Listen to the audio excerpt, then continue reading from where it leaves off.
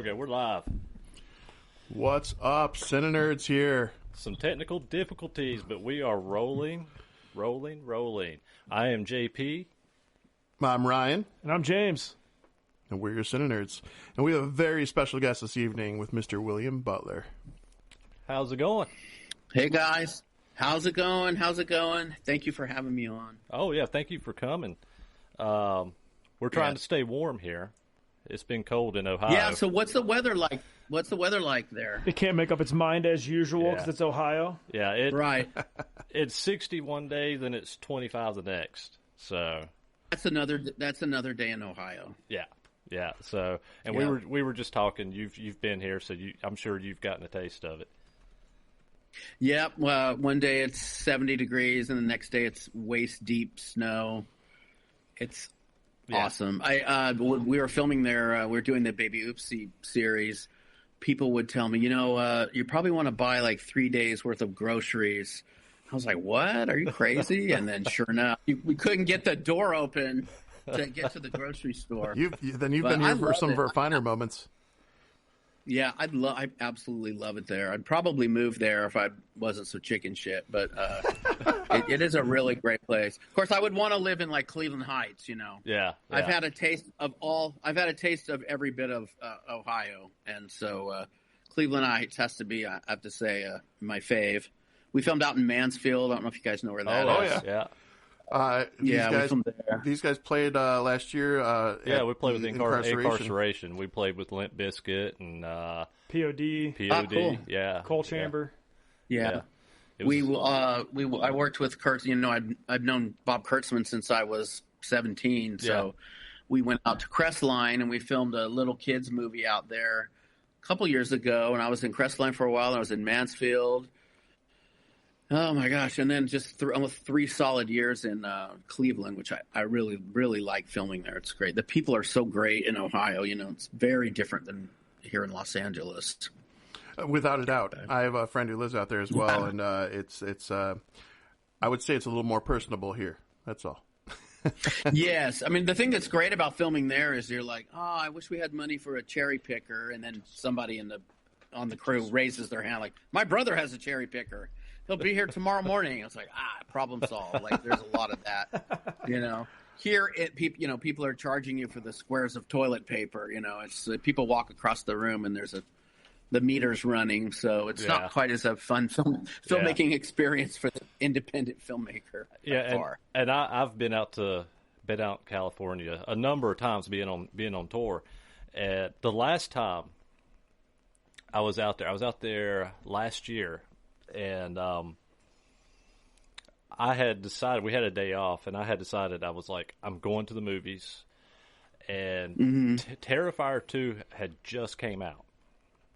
And so I was like, we were in we had the van, we had the trailer, so I wasn't going to be able to take the van and trailer. And I had took an Uber to like the closest theater that was playing Terrifier, and it ended up costing me like $60 or $70, and it was literally 5-10 minutes up the road. It wasn't even a far drive. Yeah, parking at Universal is like $30, and then they'll give you part of it back when you go into the movie. They give part of it back, but then the popcorn and soda cost that same $30. It's really crazy. Is it absolutely crazy? Good theater though, really good movie theaters. Awesome sound system, I will say. But you better plan on spending $60 if you're going to go. I can't remember. It's an expensive world. I can't remember the theater that I went to, but it was like one of the coolest theaters. I will say it's one of the coolest theaters I had ever been in, because we were in Santa Ana, I think is where we stayed at, and the theater I went to was like almost like a punk rock theater, and it seemed like they played like a bunch of independent films and a lot of like old exploitation films and old horror films and stuff. And I thought it was one of the coolest little theaters I had ever been to across the country, and I had a blast. There's a lot of those here. There's also still VHS stores, and I mean it's the entertainment capital of the world. So there's pretty much anything you want movie wise you can get here. Well, I was saying Cleveland's a little more personable. I feel there's definitely that intense sense of adventure and fun, a much more fun atmosphere in LA. We'll say for that. That's definitely in that regard. Yeah. All right, let's get into the meat and potatoes here. Let's dive in. I like talking the personal aspects, but you've got such an amazing career that I really want to kind of jump in here and start getting into some of this. So, okay, for me, I'll start off just by talking about the big one for me. So, when I was 6 years old, the first horror film I ever saw was the original Night of the Living Dead. I was 6, and my neighbor, my neighbor came. It was that and Porky's the same day, so it just tells you a little bit about me. Right. These are core moments, considering you're how old now and you remember that. Yeah, but so Night of the Living Dead always resonates as a strong starting point for my love of horror. And so when the remake was made in the 90s, even though I was 6 when I first saw the original, that new one hit with me so much deeper and on such a bigger level. So to be able to have you on the show and talk about that a little bit really meant a lot to me. So could you talk a little bit about that specific experience? Yeah. Well, first of all, thank you. I am actually very proud that I'm in that movie as a horror nerd myself. My entire career is jaw-dropping for a person who's a fan of horror and who is a person who's employed by horror. That in itself is such a blessing and such a great thing. In regards to Night of the Living Dead, by the time that I got involved in Night of the Living Dead, I had already been in the Chainsaw Massacre, and I'd been in one of the Friday the 13th films, and I went on location with Viggo Mortensen. He and I lived in the same house, and I went to the Young Guns 2 location to hang out, and while I was there, John Vulich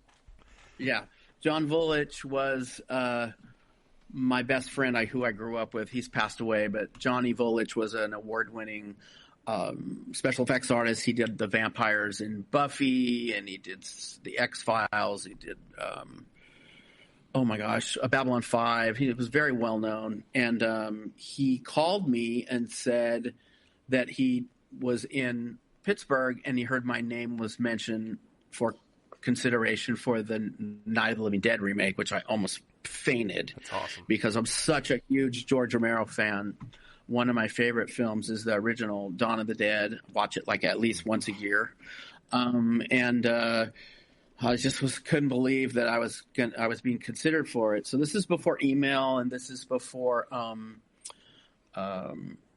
fax, anything. So they mailed me a hard copy of the script. I read the script. Of course I liked it. And I called my agent and was like, yeah, I have to tape as soon as I can. And Viggo and I had this stupid, one of those original big clunky like camcorders. So we worked on the scene, which was the really long monologue that I do when I come out of the basement. And Viggo taped me. And then we sent the tape to Savini and George Romero. And I didn't hear anything for like a month. So at that point, I was pretty good about forgetting auditions directly after doing them. So I didn't, jump out a window from sadness. So I didn't really think about it. And then when we got back, no, we didn't. No, we were still there. And I heard that they liked me. And it was like I was in the mix. And I was like, okay. I just was like, normally back then, now everything's done through Zoom, but back then you had to go into the room and meet them, and they, you kind of vibe it and see if you can work together. And I didn't have that opportunity because I was out on location with him. And so when I got back, my agent called me and said, it's between you and another guy now. I was like, what the hell? And they're like, can you read again? I said, yeah. So I read some other scene. I can't even remember what it was. Very small scene, actually.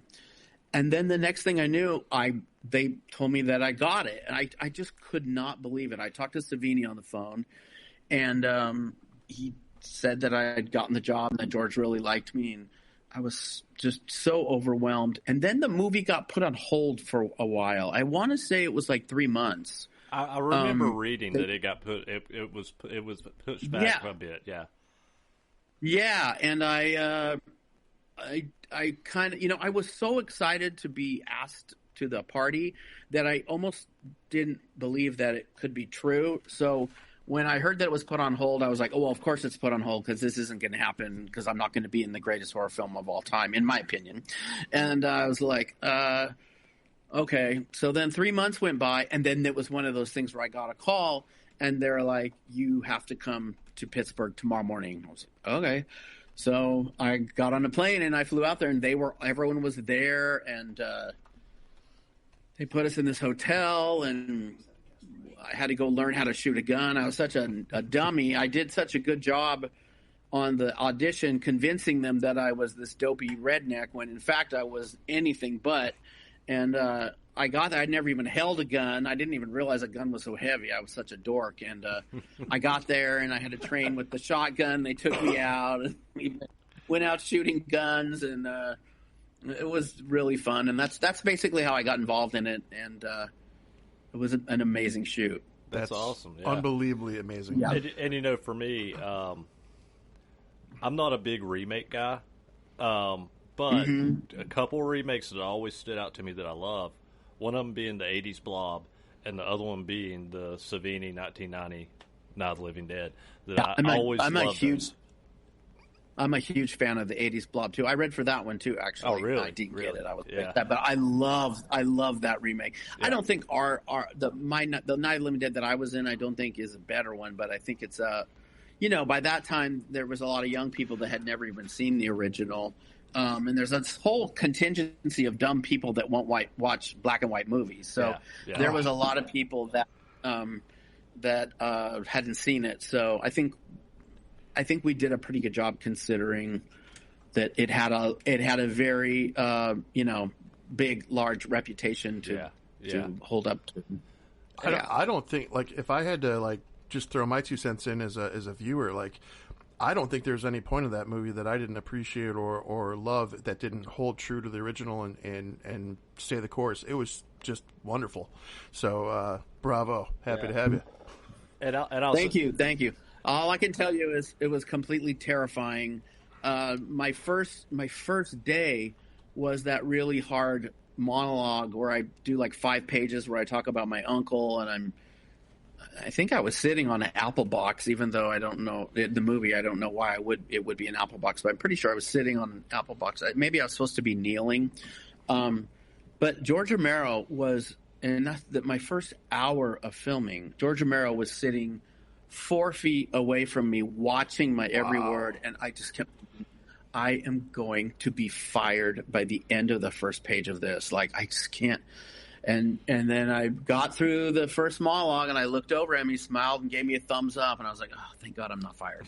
Every day I just awesome. was like, him and his wife Chris were right there the whole time. Kind of piggybacking off of what Ryan had just said with one of his first experiences.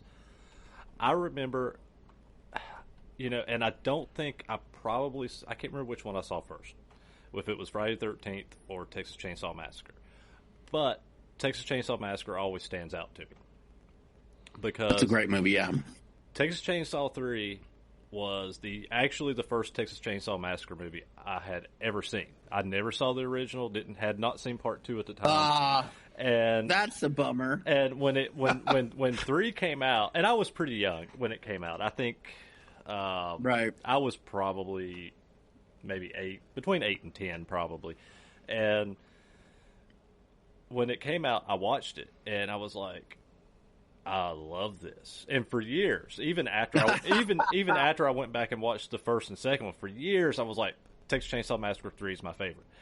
And you're awesome. I love that film, and the fact that what's his name? I can never remember his name, but the guy from Dawn of the Dead is in it. Ken Foray. Thank you. I always remembered him being in it, and there was so many things that always stuck out to me about that movie, and especially the scene where you're changing the tire and you hear in the background somebody moving. I still to this day I think that scene is just fantastic. I think it's just one of the greatest scenes in Texas Chainsaw Massacre. Thank you. Many things about that scene. Number one, it's also my favorite scene. And number two, I honestly learned how to change a tire in like 5 minutes. After that, I could anyone could call me and I'd be like, stand back, give me the jack. I got really good at changing a tire. And also I met one of my closest friends on that movie, Kate Hodge, who literally is in the next room. We still are friends. We actually live in the same house together now. That's awesome. But we had so much fun filming that movie. It was a blast, and that scene was really fun and really scary. Also, a lot of times they've used a real chainsaw in that, so we didn't have any problem at all being motivated to be scared. Since both R.A. and Kane was also one of the guys that was handling the chainsaw. So Kane Hodder, and Kane likes to push it. So. I knew Kane Hodder did the original trailer. I didn't know he actually filmed for the movie. Oh, was that Kane in the trailer too? Yeah. That makes sense. Yeah, I knew that he filmed in the trailer. It does kind of look like the way he's standing. It does look like. I always wondered who that was. You know what's so weird is that summer I have the hiccups. I'm sorry. I'd gone to the movies to see some movie, and I saw that Chainsaw, trailer that they were airing before they even filmed the movie, before I even auditioned for it. And then I ended up being in the movie, which is a complete trip. Yeah. My whole career, a complete trip. I'm a viewer. I'm a horror film viewer. So the idea that I just had, there was something about my face that made America want to hit me in the face with a hatchet, somehow backdoored me into all these films that I was so happy to be a part of, Really lucky. But to that point, too, I feel you have a very eclectic portfolio because you have Power Rangers in the mix, too. So, I mean... I do. Yeah, it's quite impressive as it's going down this. I'm going to pause for... I just got to... Oh, sorry. Go ahead. Oh, sure. I was just going to say I'm going to pause just because we do have a couple people who are asking questions in the live. So, are you okay with me giving you a couple of those? Sure. I'm wondering what they might be, but yes, absolutely. Well, the first one... The answer to every question is yes. Yes. All right. The first one was, any chance you'll be at the Night of the Living Dead weekend in June? Night of the Living Dead weekend in June. Where is that one at? Do you have info on that? I don't Pittsburgh? know. It was just something that was asked. I think that's in Pittsburgh. I do think that's in Pittsburgh. We'll find out. I don't know if they're going to have me back. My experience at the last one was so wild. Maybe. I'm always down. If I'm not working, I'm always down to go do those kind of things. I absolutely love anything zombie. I'm obsessed with. So I would certainly be there if I'm invited, and I'm not fortunate enough to be working. I have a lot of things coming up, which I'm super excited about. Real quick, we'll do one other question. Let's see. What was your inspiration to become an actor? What movie? Like I talked about Night of the Living Dead for me. Well, What's your vibe? Right. I grew up around theater. I'm from a small town, so we all did these plays in the small town. And then my mother and father did backstage catering for rock concerts and for the circus, for Barnum and Bailey, for the carnival and the fair circuit. So I was around show business from a very early age, from around 12. So I always kind of felt I liked being around those kind of people, and I liked the set up and tear down kind of vibe of circus. My mother and father had given me a Super 8 camera in the 5th grade, and I was just completely obsessed with making movies, much to their chagrin because it was very expensive to do all that stuff. But it's really all I could think about. That, Famous Monsters magazine, and reading Edgar Allan Poe was my complete obsession. And then about the time that VHS tapes rolled around and I saw Phantasm and Night of the Living Dead, Dawn of the Dead, it was just like movies like that. But I just never thought, because I'm kind of a dork, I was just thinking, well, where would I fit into these kind of films? And I actually ended up fitting in. It wasn't by my own doing, though. I just was like, oh yeah. I think also I kind of manifested it because I would go into appointments, like for instance, for Ghoulies 2, I would just go in there like I already had the part because I was so excited to be there. And I think that energy shined through. And, a lot of it a lot of those auditions, about 50% of it is whether or not the director and the production crew want to hang out with you. I mean, that's the truth. It's like if you go in there and, unless you're Meryl Streep or Robert De Niro, and you truly knock their socks off on these smaller movies, it's like, I could spend a month around him. He seems like he won't be a pain in the ass. I mean, I think that's a lot of my bookings were based on the fact that I shut up and didn't complain about my hotel room, Yeah. That's fair. Having humility in certain instances matters a lot. Well, yeah. I explained this to I've got employees as well, and I've explained it to them before too. Like I started out at minimum wage level, and you got to just put in that work and show up, and some of that goes hand in hand with what you're saying too, and even in your industry. So, and I think us three all can understand what you're saying too. I run a concert venue. These guys are touring in their band.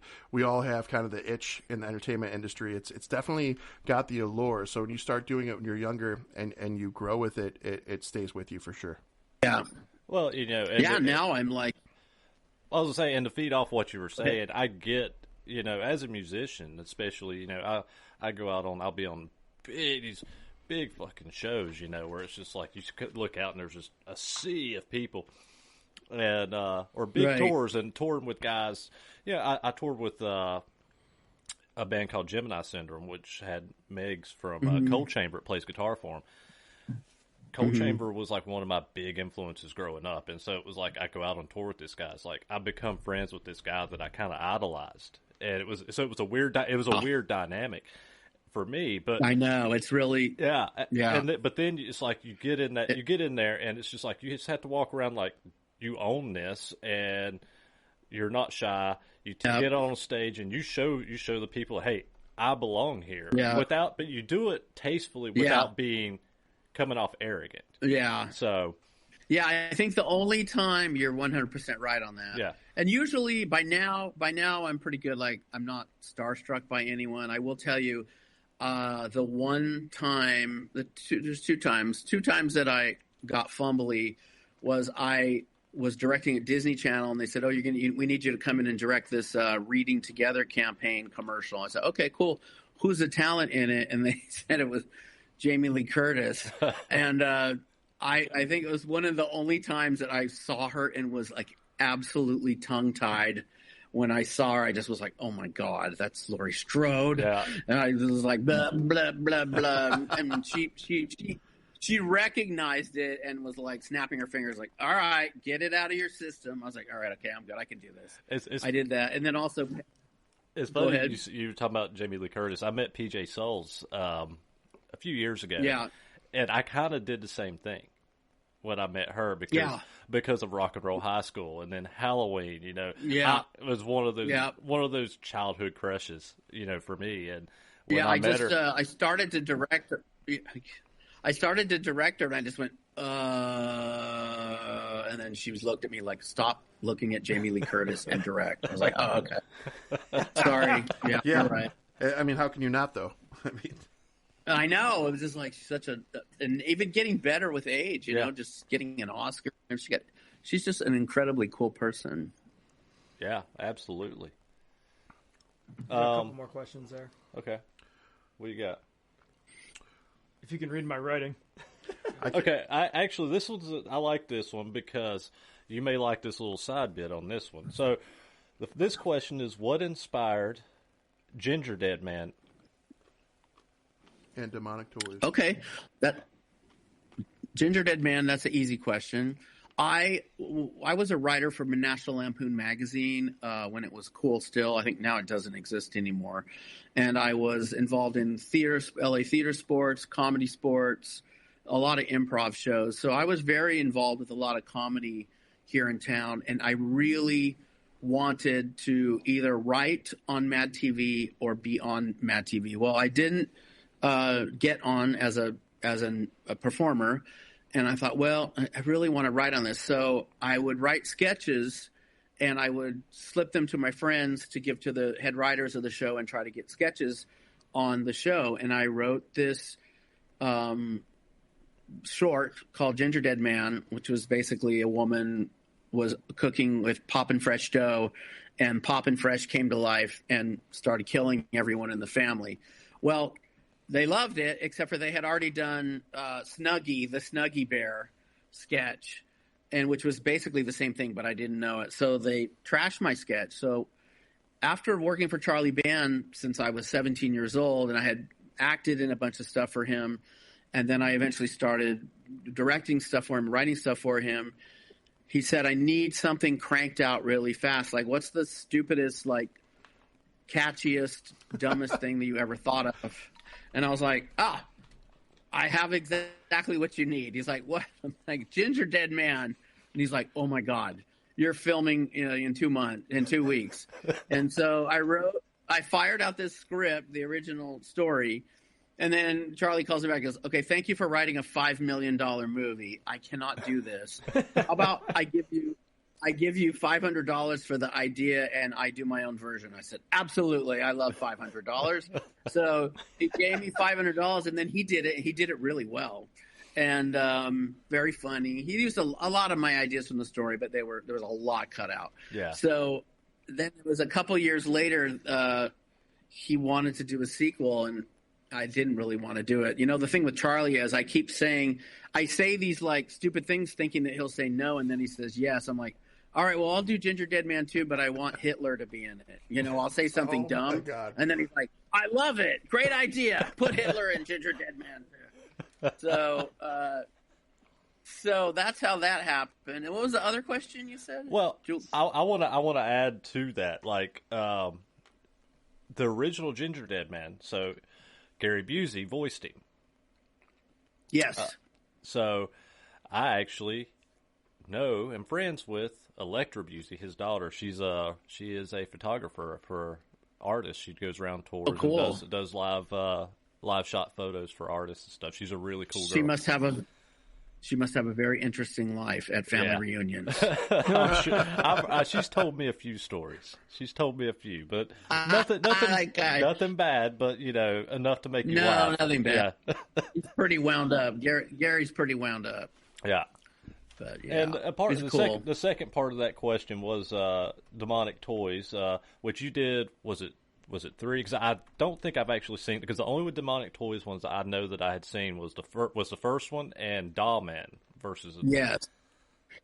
Yes, I did. I wrote and directed Demonic. Was it Demonic Toys 2? Yes, I did that, which came and went in the blink of an eye. Yeah. Oh, are we disconnected? No, we got you. Am I still here? Yeah, you're still here. Okay. Yeah. It was weird. The whole thing went off in Terrorphilia. So I had worked for Charlie for 5 years in Rome, living in Rome when I was young. I worked on From Beyond. I worked on Reanimator. I worked on many, many Empire films in Rome. So I was very familiar with how the Italians work and how they don't work. And so he wanted to do Demonic Toys too. I wasn't really interested in it because that Demonic Toys thing and that Puppet Master thing is a very, very specific niche that I don't have the style and the people that do that. It's a very interesting, unique way of telling a story. But I did want to go to Rome, and he kept begging me, so I said yes. So we went to his castle to film Demonic Toys 2. And it's all right, we film those things in 6 days. Yeah. So frankly, if they cut together, it's a miracle. I'd say, considering that we filmed it in 6 days, I think it's okay to watch. And then what else did I do? Well, years later, I got called to reboot Baby Oopsie, which I think I did it right. I'm very proud of the movie. I'm very proud of the TV series that happened after that. And it was one of the more popular video on demand movies that he ever made, which made me feel really good. It actually gave the original Puppet Master a run for its money, which, not taking away from how cool Puppet Master is, but that made me feel good because I did really roll the dice on that one. And then the last one I did Jack in the Box movie, which ended up on Tubi. And that was my very last hand puppet movie that I'll ever do. That was the straw that broke the hand puppet's back. Well, now I'm curious why. Would they go? Well, first of all, puppets are a fucking pain in the ass. Number one. It's like JP. And literally, you got to put your hand somewhere. Yeah. Well, not up Jack's ass. I'll tell you that. The thing is there's Charlie's audience is a very smart, savvy audience that really loves, his old school stuff. And so you're kind of in a no-win situation. If you try to refresh it, some of them get mad. And if you try to recreate what's already been done, they get even madder. So it's kind of a no-win situation. And unless you have, I think we lucked out on Baby Oopsie because Henson did the mechanics for the puppet, and it turned out really cool. And we did this unique thing where we wrote a part for an ingenue, but we had a woman that doesn't necessarily look like the typical ingenue be the star, and that really paid off. The fans really liked it, and that. But I think that was a crapshoot that paid off, but not with me. My luck. I'm better at doing original things. I'm not really, I'm learning in my old age finally. I'm not really a guy that can recreate something that's already been done or reboot something. I just am sick of doing that anyway. So I get that. Very happy to say that all the new stuff I'm doing is original stuff, which, if I'm going to screw it up, let me screw up my own idea, not Charlie Band's, legendary franchise. Yeah. It's just, it's dangerous. Yeah. You're young and you want to direct stuff, so it's hard to say no when someone says, I'd like you to direct something. But the truth of the matter is, when all is said and done, if people hate it, I don't know what the upside of doing some of these things were. And Demonic Toys 2 was one. Like I said, I missed that one. That's one of the few that I did not get to watch. Yeah. And the only reason I watched the original was because, and I bring this guy up almost every one of our episodes because he's one of my favorite low budget directors, which is Albert Pine, or Pien. I always call him Pine. Oh, Albert Pune. Yeah, Albert Pune. Yeah, Albert Pune. He's incredible. I worked a lot with him at Canon. He directed Journey to the Center of the Earth. He did, and he directed Doll Man, which is why whenever I watched Doll Man versus the Demonic Toys, and that was why I went back and watched the original Demonic Toys, was because of him. Right. So, is he around? Is he around still? Albert? He passed away last year. Yeah. Yeah, he passed. Yeah, last year. That's what I thought. Yeah. I didn't want to say. Yeah, I thought that. Yeah. He was a really great guy. Yeah. Like a lot. One of our episodes we focused on. Go ahead. Oh, Radioactive Dreams. So it was a very, very cool. Yeah, it was very cool. But it was definitely very. They had never seen Radioactive Dreams, and that was one of my favorite '80s movies. Oh, that's a good movie. And it was one that Albert Pune had done, and I loved that movie. And they had never seen it, so I introduced them to it. It's so sad that young people these days, they don't.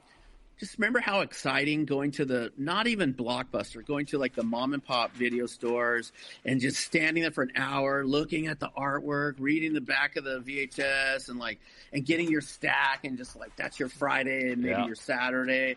It was such a awesome experience that it's just completely gone away. Yeah. Now you turn on the digital platform and they offer you 10 movies, and you get lazy. You don't want to keep scrolling beyond that because they have a bunch of clunk.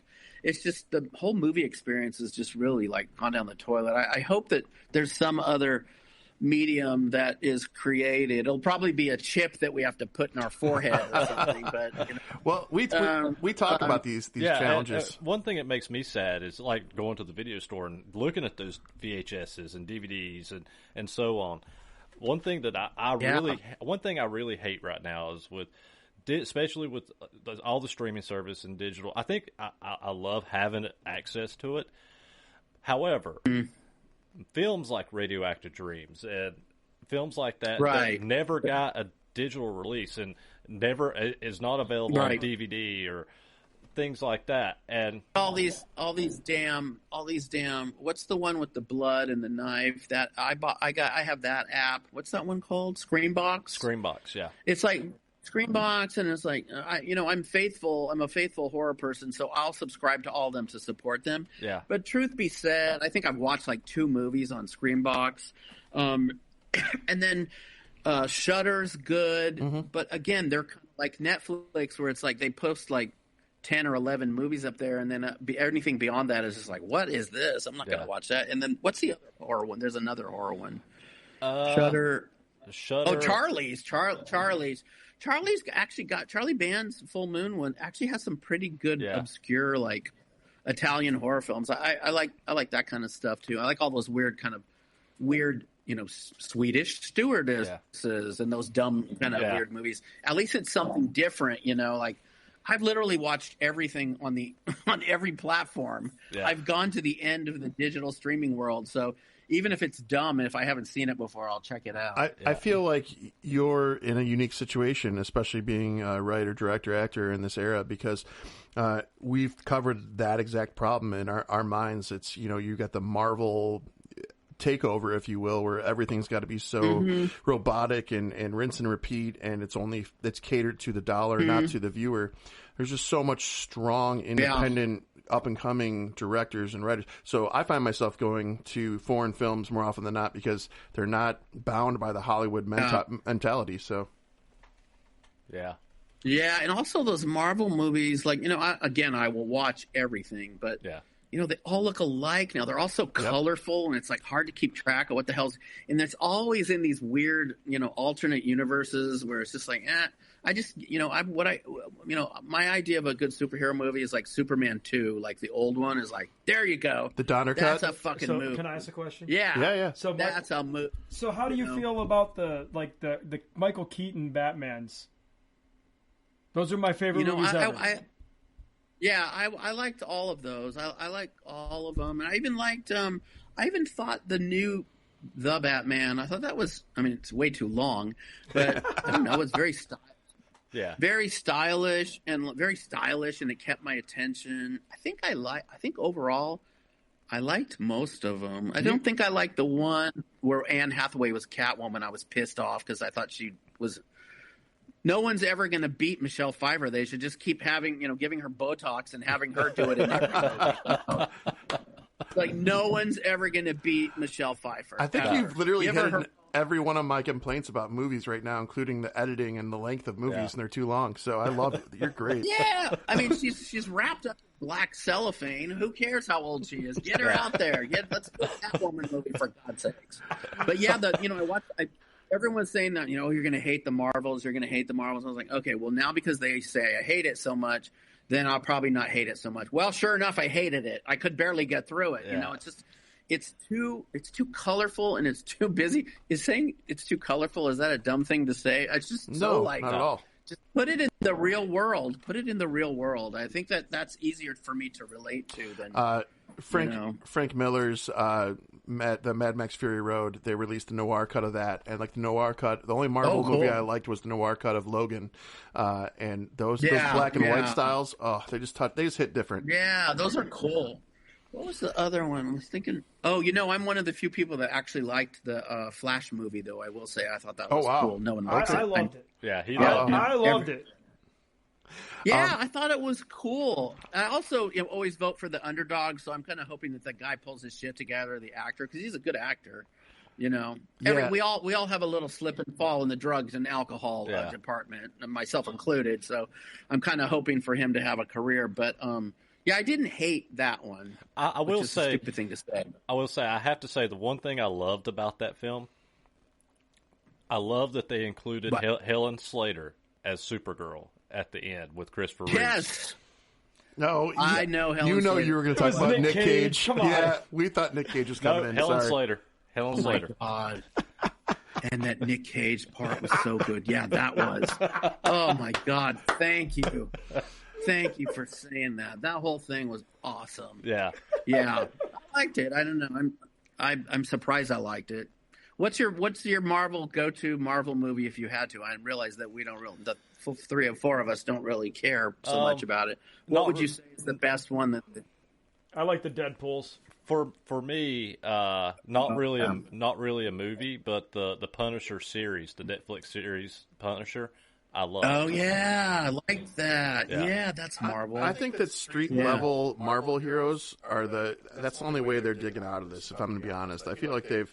I think so too. I think I agree. Yeah, the Daredevil, the Punisher, all that needs to keep being pushed. Yeah, go back to just punching people in the face and all that. Forget all this like flowery bullshit where you're in space and all that. It's too much. But I think that's why I'm excited about James Gunn, because I'm such a fan of his anyway, even his old stuff. I think he's going to really help with the other company, you know. Yeah.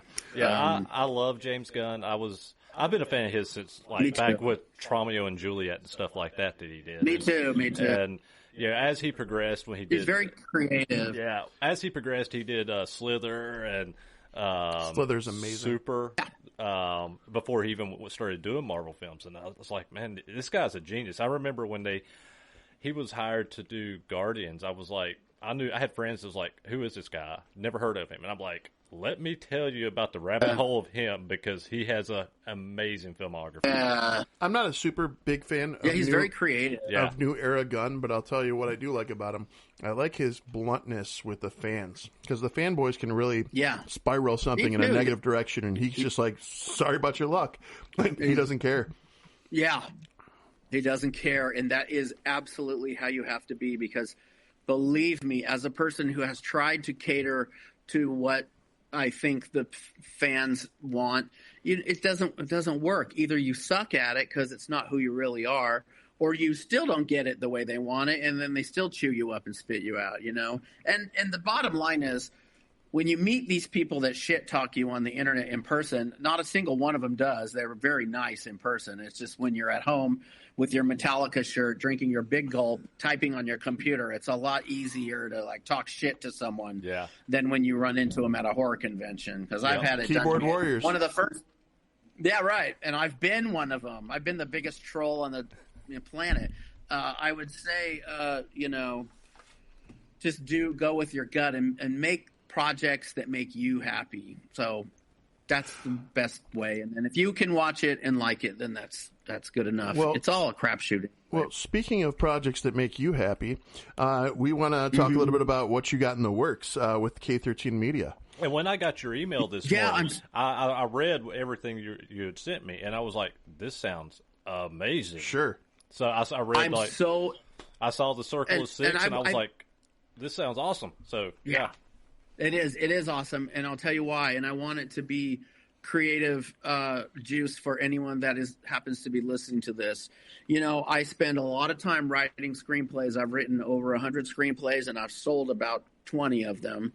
And I have a big stack of screenplays that are like I said, are movies that I would like to see. One of which was a story called Circle of Six, which was kind of inspired by The Fog. It's about a coven of witches from way back that are put to death by these townspeople, and years later they come back to kind of haunt all of the people in this small town. And it was one of the better things that I ever wrote. It also would be a very expensive movie and or expensive TV series, so it didn't sell. So it sat on my shelf for 3 or 4 years. And my friend Brian Gage, who's a really, really good novelist, he writes vampire novels. He's very known in the vampire world. Said he wanted to have dinner with me, and that he had an idea, and he said he was thinking about, he has his own publishing company. He was thinking about doing a graphic novel series. He's an artist. He does hand drawing, Photoshop, 3D modeling, some AI enhancement, and all sorts of methods of creating art that's absolutely beautiful. He brought me this book that he had done, the Nosferatu Chronicles, I think it's called, and it was absolutely cool and punk rock and just really colorful, and I just loved it. And he was like, hey, I want to go into business with you. Would you like to create a brand of graphic novels? And you can do the writing, or we can also have our friends write them, or Brian can write some, and then Brian and I can do the art together. And I had no hesitation in saying yes. So we took Circle of Six, we broke it down into 2 100-page graphic novels under the moniker Terrorphilia. We made this amazing book series that we're just going to do. And the thing that's so great about it, and the reason I was saying it's good for your viewers, is we just said we were going to do it, and we just fucking did it. We didn't get a green light from anyone. We didn't get notes from anyone. We got to design the art the way we wanted to design it, and we're publishing it through Amazon. We didn't even have to go get a publisher. You can self-publish stuff. So, I really encourage any creative people that are living in a small town that feel like they can't get a movie going or they can't get a TV show going, but they feel they got a story in them. Write a story, create a graphic novel, do something, there's ways to get this stuff done. Cause I have to tell you, this came together on my end, certainly very easily, because I had already written the script. Brian, painstakingly created all these animation cells for this thing, but it's just really good. It's basically a story, like I said, about witches that come to haunt a town. There's a little eyedropper of Hellraiser in there, and nice. It's turned out really, really good. So for the first 2 issues, which will be coming out on April 1st is the first one, and I think May 1st is the second one. What we're going to do after that is we're going to do 13 short stories. I was a writer on Creepshow last season, and I had so much fun writing short format horror stories that we're going to do 13 short stories that are basically like Creepshow comic books with a host. There's a beautiful hostess, kind of Frankenstein chick that we'll be releasing the photo of very soon as she's done being stitched up, and really excited about that. We're going to release one a month starting in July. We'll release one 40-page short story for throughout the year, and then eventually we'll release them all as a box. We'll do one long-form story, 1 or 2 long-form stories a year, and then do these short ones. I am so excited about it. I'm probably not going to make a dime on it. I'm not here to tell you this so that I can get rich off of it, because you do not get rich off of books, but it is the most creatively satisfying thing I have ever done, just sitting there and creating this world and not having to take notes from a TV network or a movie executive. It's just been really fun. All of what you just said is beyond inspirational to me. I don't even think these two know this, but my 11-year-old son and I, we're working on putting together a book right now. And it's a children's. You should do it. It's a children's book, but the fact that you're out there making leaps and bounds and you're doing self-publishing, utilizing Amazon, you already had all these things put together. Reason. No, and I'm also very. There's no reason to go to a publisher. Yeah, I completely agree. But I'm also intrigued by your guys' artistic process with this. So you guys have AI augmented graphic novels in this scenario, right? Some of it, yeah. Some of the backgrounds are AI backgrounds, which I know everybody's ready to get on the hate train for that. But I will tell you this about AI. There was a time period where nobody wanted silent movies to have sound either. And we all know where that headed. The AI train is heading towards Hollywood and into our lives like a fucking freight train. And there's not going to be able to anything that you're going to be able to do with it other than learn how to let it enhance what you do. It doesn't have to take over what you do. You can let it enhance what you do. And it is a very helpful tool. It is true. It is going to affect the movie industry in a big way. There's going to be movie executives sitting at their desks, typing sentences and creating movies. But for right now, it's a tool that I'm very happy to be learning about. And I think you put that beautifully. It's kind of one of those deals where you adapt and move forward, or you get left behind, kind of. And so it's kind of one of those fields to explore and learn and get creative. Yeah. Now, do I want to watch a movie that a fucking robot made? No, but the thing is that the bottom line is this, and it may be a naive statement, but the bottom line is this: the human experience is something that a computer is never fully going to be able to embrace. They're going to know all the manipulative tricks that we pull as writers to manipulate the audience. But the bottom line is these programs, it'll be years before they're fully able to reproduce the human experience or the connection that a reader has with the writer. and we'll all be long dead before it's too out of control. I did read something really interesting, and I'll shut up in a minute. You guys said you were long-winded. Look what you're up against. Oh, we love this. Enjoying it. We could talk forever. That's why we're enjoying this. Everybody, the one thing. Well, really for one, I can't tell you where I heard it from because it's from someone high level. But I'll tell you this: they already know that they can do this whole AI thing because there's a tape of Star Wars going around Hollywood that they loaded Star Wars into one of these programs, and they loaded every single Tom Cruise movie made that into this program somehow, and somehow they replaced Luke Skywalker with Tom Cruise, and apparently you cannot tell the difference. It doesn't have that weird AI thing, that they already know. They're already doing it. Yeah. And Mark Hamill, Tom Cruise, both little whiny guys with strong jaw lines. It's cool. Right, yeah. Very tiny little people. I worked with Mark Hamill many times. He's a very funny guy. I'm very jealous. It's a conundrum. It's a conundrum for sure. But it is interesting, isn't it? Yeah. Well, and from our side, they're talking about AI writing music, and that's happening. That's the thing. But I've said kind of the same thing that you said, that it's going to be a while before AI can put the emotion and the depth. Correct. You don't see an AI computer shooting dope behind a gas station for its inspiration. You know what I mean? That's one extreme way. It's like, it's like, all right, okay, computer, come at me, bro. But I think it's going to be a long while. The other thing I thought was interesting is I read this article the other day that apparently it's going to sound really stupid, but apparently in the future you're going to be able to like, I want to watch Star Wars, and I want you three to be in it with me, and I'll be able to select your avatar, and it'll somehow generate all of us in Star Wars in real time somehow. Be like Ready Player One, just a VR world that you're just going to go through the movie. Yeah. What he just so said bizarre. Anyway, I like old movies.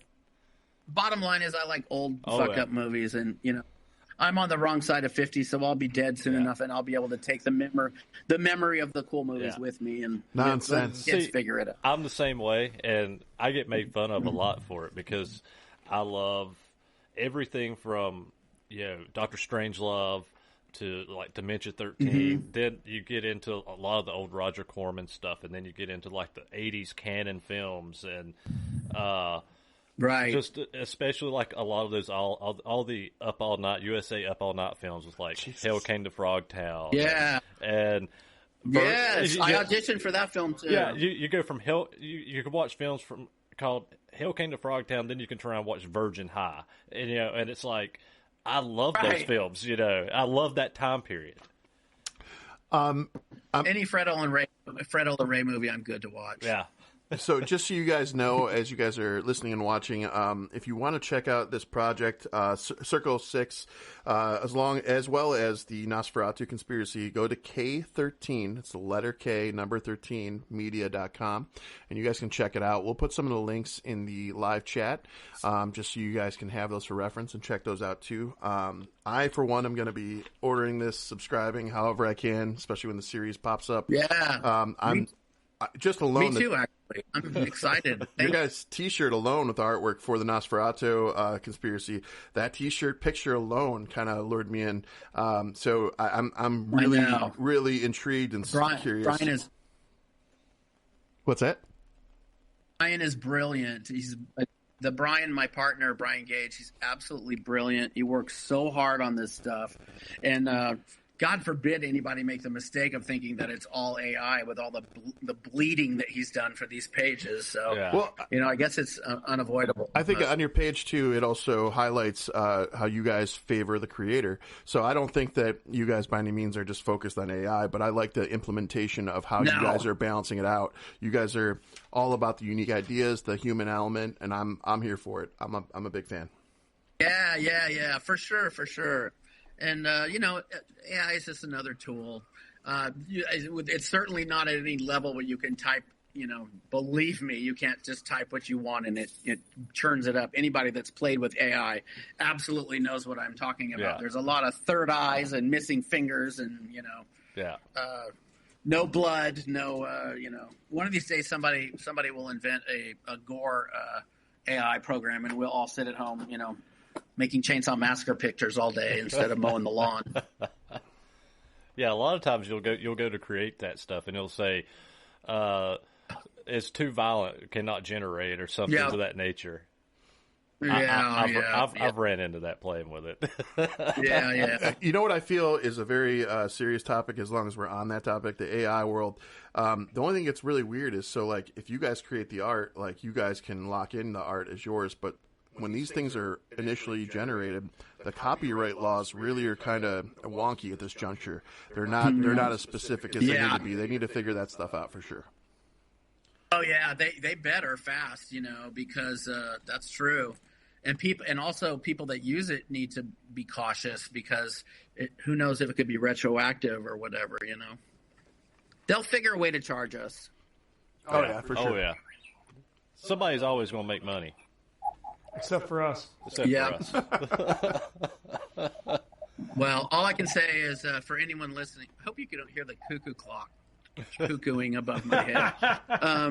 For anybody listening, if you want to be creative, just be creative. Don't let anybody tell you that you're not good enough or that you can't do it. The tools are out. You can make a movie on your iPhone now.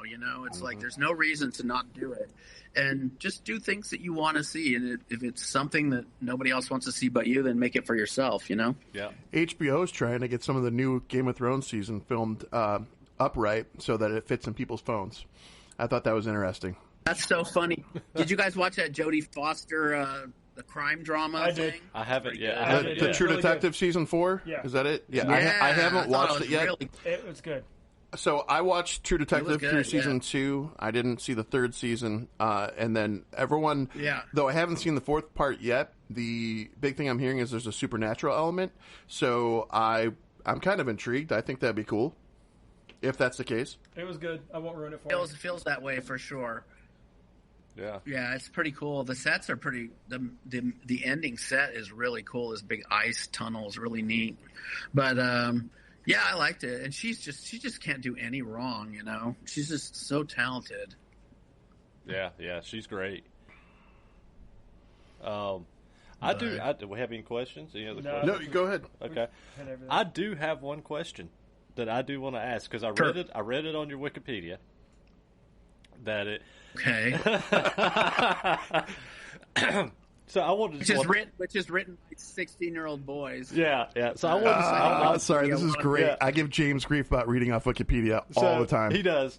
But when I saw JP's this, on it right now in a live interview. And when I saw it, I wanted to ask if this was true to this or. It better not be something shitty in Wikipedia. I'll go down there and. No, it wasn't real shitty. It wasn't shitty. William Butler throwing hands. All right. Return of the Living Dead 3 and 4. Now is 4 and 5 or 4 and 5? Yeah. It's 4 and 5. Yeah, yes. It is 4 and 5. Sorry. What's your question? It says on your Wikipedia, claim to be upset about those films. Upset is not the fucking beginning of it. Upset. Okay, so here. Wow! All right. One other time, and I'll talk because you guys are cool, and we're mostly hanging out. Okay, so I got hired to write Return of the Living Dead 4. Yeah. I wrote Return of the Living Dead 4, and the movie bounced around for 5 years. It ended up at Lakeshore Entertainment, and with Tobe Hooper attached to direct it. And then Lakeshore decided that they wanted to cut out Tom Fox, who was the EP, who's now passed away. And they said, we love your script about a zombie amusement park. We have 2 notes for you. Can you take out the zombies and take out the amusement park? What? So they were offering me $300,000 for the screenplay. I said, I'll write the goddamn thing to take place on the Hindenburg if you want. So very fair. I polished the script to be no amusement park and no zombies. And then somebody had lunch with one person and the other, and they were supposed to be included as a producer, and the movie had been greenlit and was in pre-production with Tobe Hooper, and the next thing I knew, the plug was pulled on it because this guy that was supposed to produce said he would sue them if the movie got made. So guess what? Turn it back into a Return of the Living Dead movie. So I turned it back into a Return of the Living Dead movie. Then this Russian company bought the script, and they said they wanted to split it into 2 movies, to part 4 and part 5, which doesn't make any fucking sense, because in order to have part 5, a lot of the people from part 4 would have to still be alive. So we cut the script in half, and then little by little, I just realized that the people that were in charge, they didn't know anything about the franchise. They didn't know the rock and roll element. They didn't know the sense of humor element. They didn't know. They did not know that these zombies can't be killed. They can't be shot in the head and killed. They kept insisting that we put these notes. So Aaron Strongoni and I, jumped ship on it. So we still were paid a fucking fortune for these scripts. So when they took the scripts away and they went to go polish them themselves, I had the option to take my name off of it. We had our options to take our name off of it or leave it on there. And my manager at the time was like, just leave it on there. I mean, how bad can it be? Well, as it turned out, the only time we ever saw the movies where they could not give these movies away with a hot meal. They were so bad. They took place on an American college campus, and they decided to film them in Romania, where there's absolutely no people that can do an American accent. There's all these people with Romanian accents, and this, director who had done Eight-Legged Freaks, who was an absolute genius on Eight-Legged Freaks, but had gone through a few things where it seemed like perhaps he wasn't all there while he was directing the 2 films, and the films turned out absolutely horrible.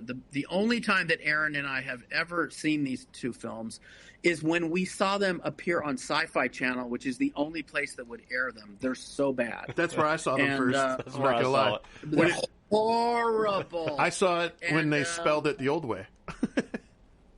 Yeah. And so it pisses me off because, number one, I have a contingency of people that trust what I do, and I stupidly left my name on them out of selfishness. I should have taken my name off of it. And they're horrible, and they just ruined it. They just killed the whole franchise, and we feel partially responsible for that. I mean, listen, I'm not easy to work with when you buy a script from me and you want to produce it. I am one of the annoying writers who keeps chiming in, and it was a losing battle. I'd see these drafts where they're saying zombies are getting shot in the head, and it's just, after a while, it's just, the problem is with stupid people is that they don't know that they're stupid. Yeah. I So say that every day. if you keep saying to them, the fans are going to hate this because you can't shoot a Return of the Living Dead zombie in the head and kill them. It doesn't work that way. They look at you like you're being a weird pain in the ass, as opposed to somebody that actually knows what they're talking about, because I am one of those fans. So we just stopped chiming in, and as a result, bye-bye Return of the Living Dead. I don't know that they'll ever even reboot. I hope that they don't reboot it, because my experience with anybody in any of these companies, they did not understand the franchise at all. And I frankly think that the first movie was, from what I heard from Tom Fox, the fact that it was funny was a mistake. I think they thought that they were making a really serious horror film, and the fact that it came out kind of campy was an accident, which worked in all of our favor, didn't it? Yeah. Oh, yeah.